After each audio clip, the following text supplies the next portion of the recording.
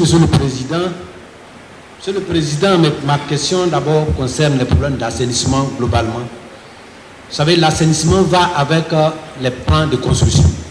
Dans la ville d'Abidjan, vous regardez, nous partons du bas vers le haut, et dans la toposéquence, tous les aménagements qui sont en train de s'effectuer actuellement se font au niveau de la crête, c'est-à-dire les hauteurs. Tout dernièrement, j'étais sur la route d'Alépé, j'ai vu qu'il y a des constructions partout, y compris même dans les Talveg. Et on les retrouve, leur effet à Benjerville maintenant. Avant, la lagune de Benjerville n'était pas sombrée. Aujourd'hui, vous allez à la lagune, c'est devenu rouge. Il faut associer les plans d'assainissement aux plans de construction pour que les zones des Talveg soient évitées pour pouvoir absorber l'eau et l'éviter ici. Aujourd'hui à Abidjan, nous avons un système primaire d'assainissement collectif. Ce qu'on appelle l'assainissement collectif, c'est là où toutes les eaux usées vont à l'égout.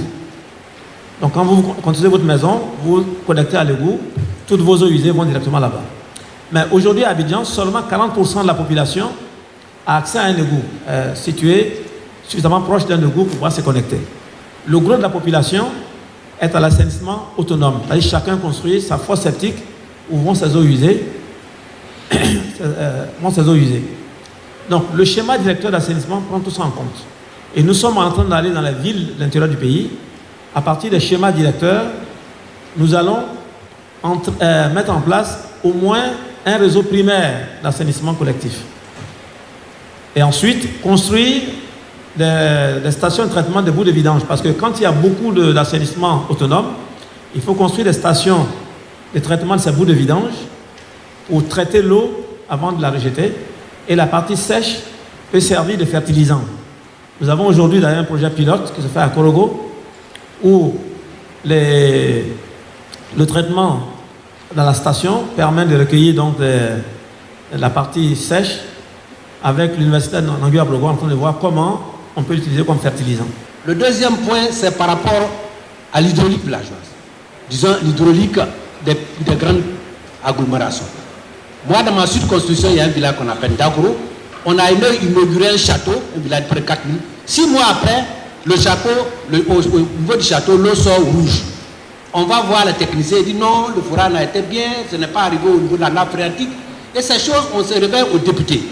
Au moment de la construction, il faut que nous, les élus, soyons associés aussi, parce qu'il y a des élus qui sont techniciens, qui peuvent pouvoir aider le PNET à suivre cela.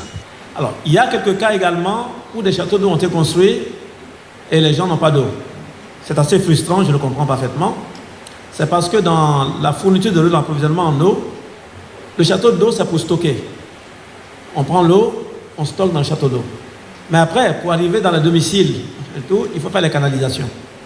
Donc, on a fait un programme de construction de château d'eau. Il reste la phase de canalisation qu'on va entreprendre bientôt.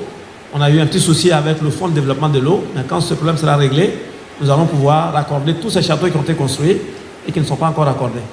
Donc ça répond également aux questions des châteaux d'eau construits et qui ne sont pas alimentés en eau. Le dernier point, c'est par rapport aux eaux et forêts. Nous sommes les députés, nous sommes là, et il y a des villages qui existent depuis 1960, 62, même avant l'indépendance.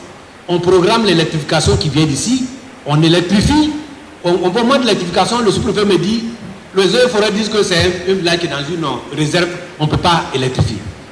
Alors qu'il y a tout dedans, y compris les arrêtés d'attribution, tous les villages existent, certains villages même nous ont vu naître. Alors ce problème-là, quand on nous pose, monsieur le ministre, qu'est-ce qu'on fait? Je peux vous donner des exemples précis après. Merci. L'honorable Bredoumi a fait état de villages dans les réserves. Il faut dire que quand vous parlez de réserves, ce n'est pas les eaux. Les eaux et forêts ne sont pas compétents, les eaux et forêts ne peuvent parler que de forêts classées.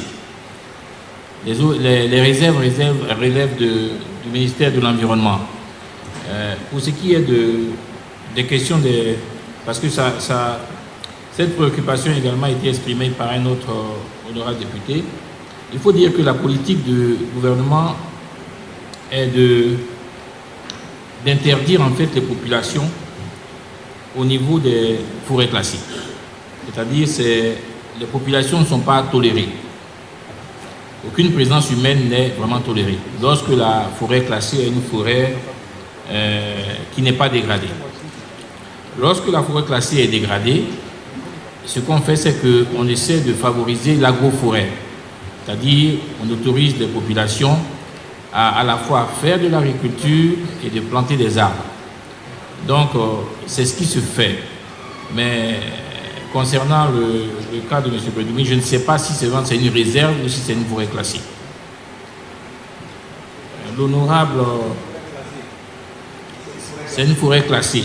Si c'est une forêt classée, il faut dire que l'honorable député doit nous aider à faire comprendre aux populations que si c'est une forêt classée dont le couvert forestier est à préserver, les populations n'y sont pas admises.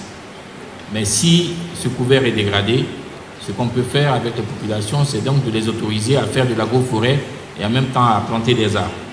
C'est la nouvelle politique.